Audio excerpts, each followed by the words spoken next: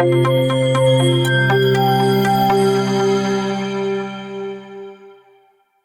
everyone, we're back with another lecture of general medicine where I make the dreadful general medicine easy to study. And for this, I'm going to use the great mind maps created in the Medi Study Go book on general medicine.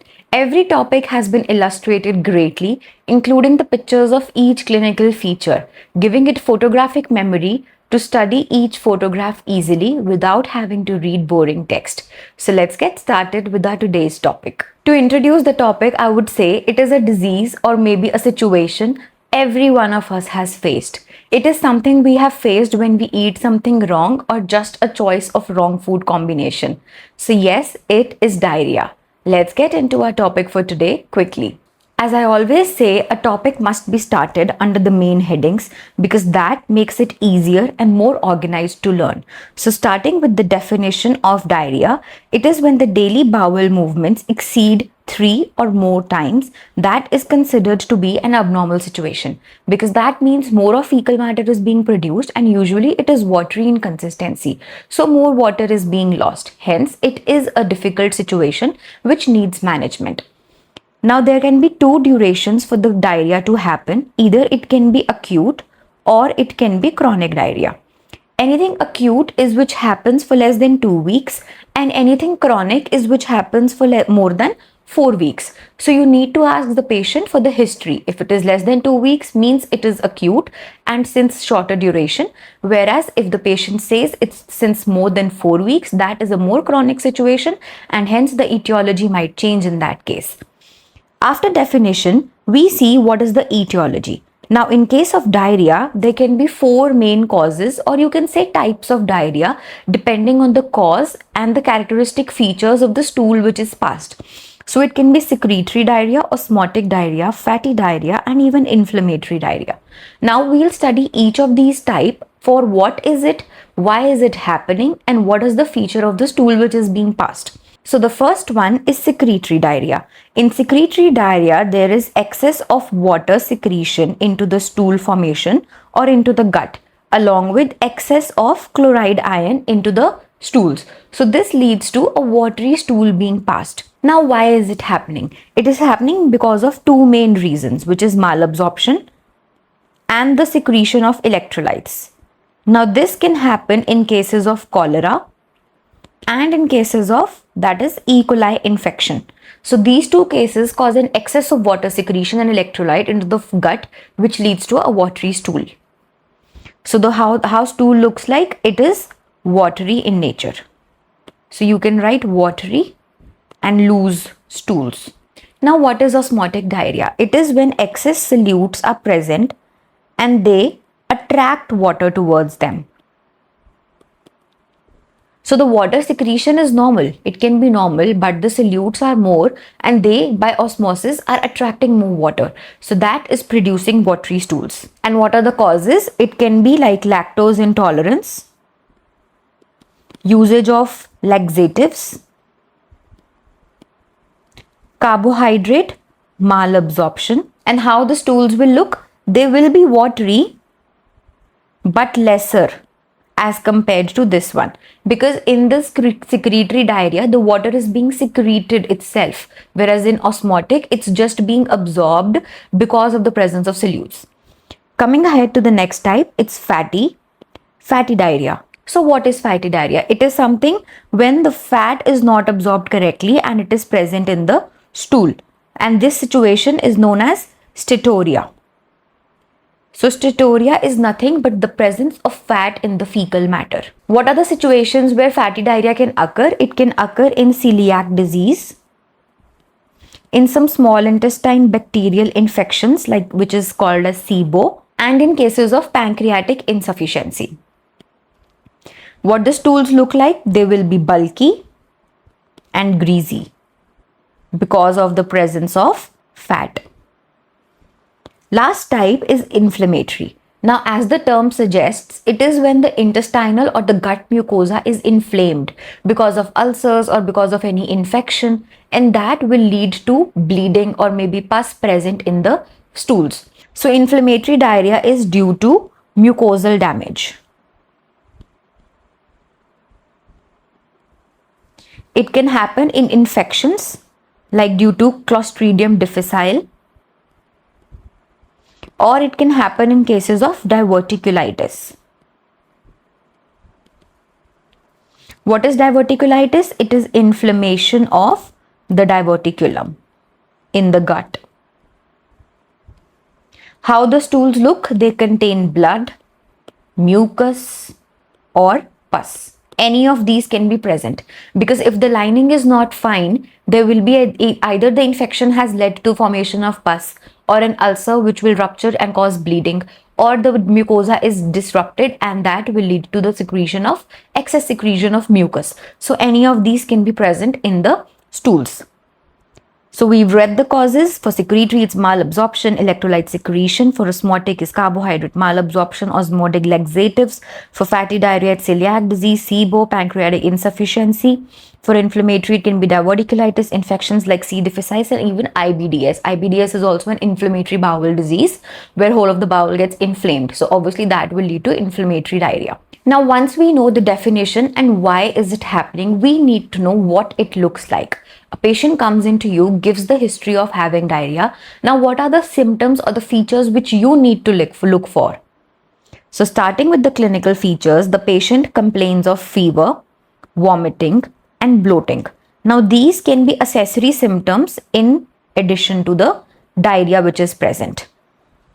Fever happens because some infection is present that can lead to fever. Vomiting happens when there is infection or there is difficult in absorption of the food that leads to vomiting. Bloating because overall there's inflammation in the gut and that leads to bloating. Secondary to these features, there can be abdominal cramps because of frequent diarrhea which is happening. The gut has to work a lot and that can lead to cramps. Now, since the lot of water is being passed out, there can be dehydration and there can be blood in stool in some cases, that is inflammatory diarrhea.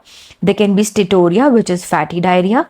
There can be increased frequency of stools as in secretory diarrhea, loose watery stools as in osmotic diarrhea, as well as secretory diarrhea.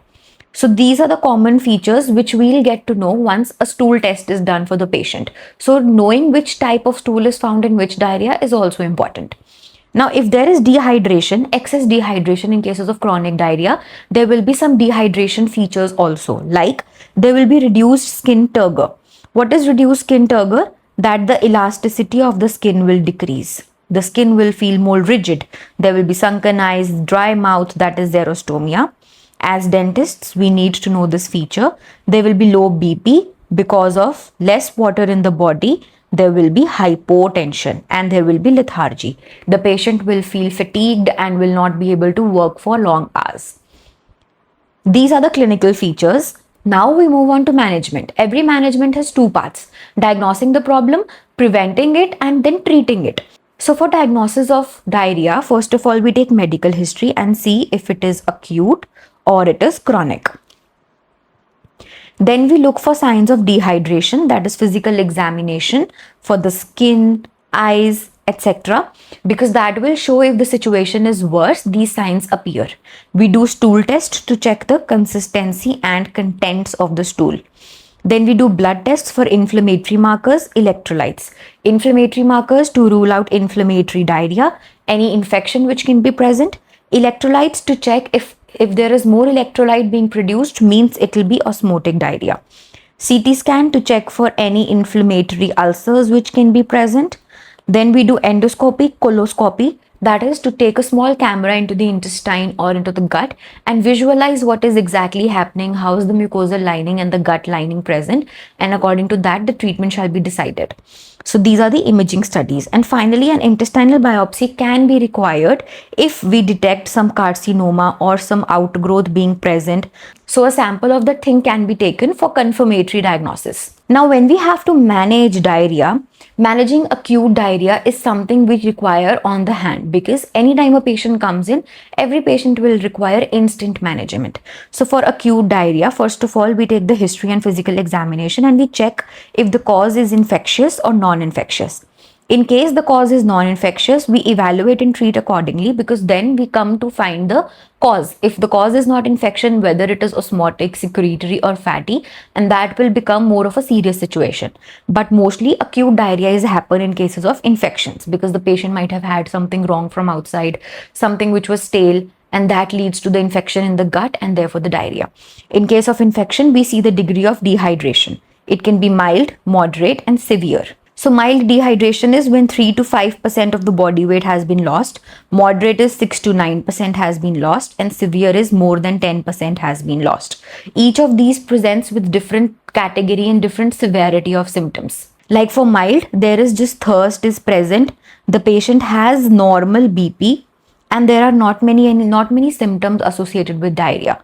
But for moderate, there is low BP also present, and the patient might feel some fatigueness in his routine. Whereas in severe, there is excess thirst, all signs of dehydration will be present, the patient will feel xerostomia, and the patient will feel hypotension also. So this is how you can categorize the dehydration and then move ahead with the treatment. Now, if any of these is present, the first is fluid and electrolyte replacement, because that is the first thing we do.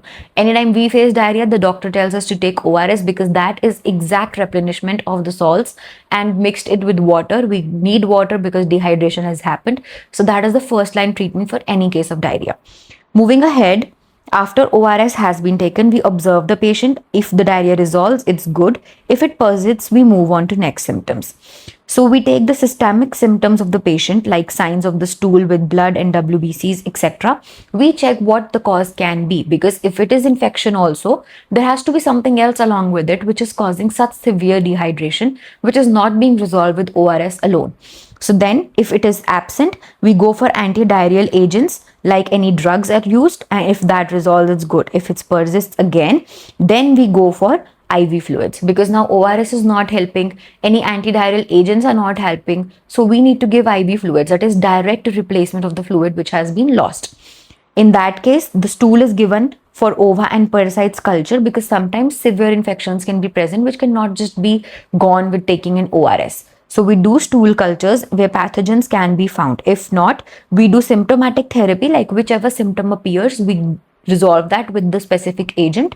And if the pathogens are found, then we remove those parasites, like sigmoidoscopy and biopsy can be done, and specific therapy will be required for that very infection. So this is how the management will proceed depending on the symptoms and the progression of the disease. Coming to the overall treatment for diarrhea, the first is obviously rehydration therapy, as we studied. So coming to the overall management of diarrhea, first and foremost is rehydration therapy, where we take ORS, and in severe cases we can need IV fluids. Second are anti-motility drugs. Now, whenever there is peristalsis in the gut, that is required to transfer the stool which has been created till the rectum. So if we reduce this motion, the stool formation will decrease itself, or the passing of stool will decrease actually. So agents in anti-motility is loperamide and opiates. Second drug which we can use is anti-secretory drugs. If we decrease the secretion, obviously there will be less watery stools and the problem will be solved. Here we can use racecadotril, which is an anti-secretory drug. Third, we can use antispasmodics, because the colicky pain or the spasmodic pain which happens as diarrhea is also very severe. For that, we can use dicyclomine. Next come antibiotics. These are important when infection is present. I know it's like a two-edged sword, because if we give antibiotic, the gut lining gets affected. But if we don't give antibiotic, the infection persists. So an adequate amount of antibiotic can be required if the diarrhea is infectious. So we can require fluoroquinolones, doxycycline or azithromycin. And then specific treatment is obviously done once the cause is precisely known by you. And then the specific treatment for whatever cause is present, the cause is removed and symptomatic relief is given to the patient. So to recap what we have studied till now the definition, the etiology and the 4 types, which is secretory, osmotic, inflammatory and fatty. Then we studied the clinical features, the diagnostic part with the investigations and the management, and also the management of acute diarrhea. I hope this topic was clear for you, and if you'd like to revise your topics in a certain way and solve some questions, you can go on to our Medi Study Go app and we have some flashcard type questions as well as MCQ questions. For flashcard, like I'll give you a question: why is diarrhea dangerous if untreated? Because it can cause dehydration and that will lead to hypovolemic shock. So as seen over here, it can lead to dehydration, electrolyte imbalance, hypovolemic shock, and even acute kidney injury because the kidney is overworking. There's a lot of water, so there will be difficult stress on the kidney. Secondly, if you want to solve some questions like MCQ ones you're preparing for NEET, then you can also use MCQs on our app. Like acute diarrhea is defined as diarrhea lasting for less than 2 weeks. So less than 14 days shall be the answer. The MCQ comes along with the answer in the app itself. So we've curated such mind maps which are very pictorial, and the app also contains these. You can download the app and you get some free coins which you can use to unlock the specific mind map notes, videos, flashcards or MCQs, and that way you can learn them according to your own pace. Also, you can subscribe to our YouTube channel, watch videos like this one, like it, and also comment below this video if you have any doubts or you want any specific topic to be covered first. We'll be happy to help you out. See you in the next one. Thank you for watching.